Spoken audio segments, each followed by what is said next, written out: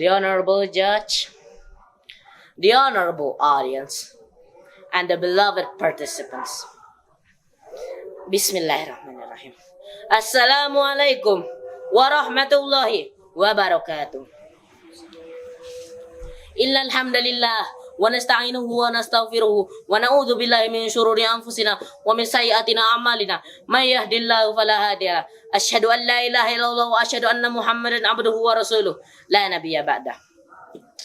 First of all, let us offer praises and gratitude to the presence of Allah subhanahu wa ta'ala that let us gather in this glorious and amazing place.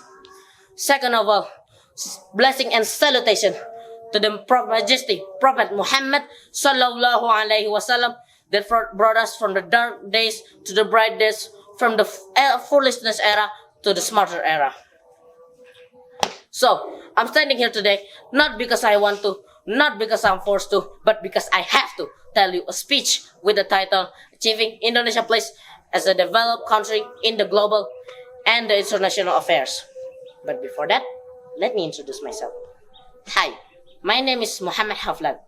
I am 14 years old and I came from Daarut Tauhiid boarding school, senior high school. So, back to the topic. How we could change Indonesia as a developed place in the global. Well, I don't know how to change it drastically, but I have 4 concepts to tell you. Okay, the first one is representative. You may ask why.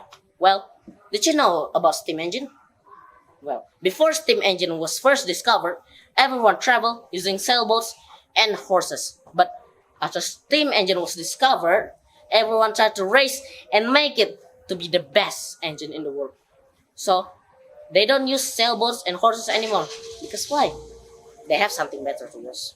And that's also one of the reasons why we should be an example of the world. Because they will copy us and follow us in the good way. Okay, the second one is education and training. You may ask again, why? Well, did you know in Japan, they learn from 1 year of their life or even more just to learn about manners. It also applies here. We're gonna start it from young age. But we're not young anymore, didn't we? But you and me and everyone else will have kids one day. And if we don't have time to do it, we're gonna pass it down to our future generations. Also, if they get used to it when they're still young, it will become a habit. And they will not feel forced to do it. And that's also the reason why we need to start to do education and training when they are still young.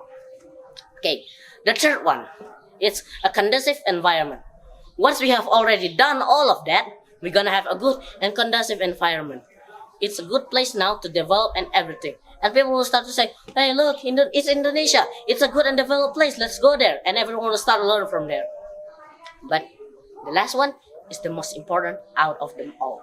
It's about spiritual strengthening. Among all of those 3 concepts that I just talked to you, it was first, representative. Second, it was education and training. And the third one is conducive environment. But the most important one is spiritual strengthening. Why? We need to do spiritual strengthening. Well, let me tell you a little bit story of the land of Sabah. Bismillahirrahmanirrahim. A piece of story of the land of Sabah. Surah Sabah, number 34, paragraph 15 until 18. Indeed, for the people of Sabah, there is a sign of God's greatness in their dwellings, namely 2 gardens on their right and on their left. For them, it is said, eat by you of the sustenance given by your Lord, and be grateful to Him. Your land is a good and comfortable land, while your Lord is a forgiving God. But they turn away, so we send them a great flood, and we replace their 2 gardens with overgrown tree with bitter taste. The tree was hazel tree and a few cedar trees. Thus, we rewarded them for punishment such that, but on those who are very disbelievers.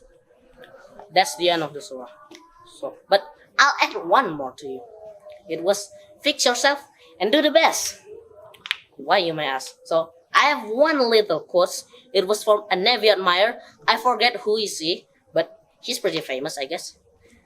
His quote is, "If you want to change the world, start it from your own bedroom."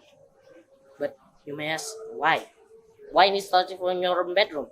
I don't really have the time to say it really specifically. What does it mean? But I can tell you the real meaning is. So you gotta start it from yourself. You gotta start it from your own, because, well, you can change everything just from yourself. And also, just do it, man. It's easy and simple. Those hard work will pay off later, from the small little dust to into the big universe. No, we are little small creatures in this world. We don't know anything out there. But all we can do now is we just need to try it and do the best. That's the end of my speech. Thank you for everybody who is listening. Akhirul kalam. Wassalamu alaikum warahmatullahi wabarakatuh.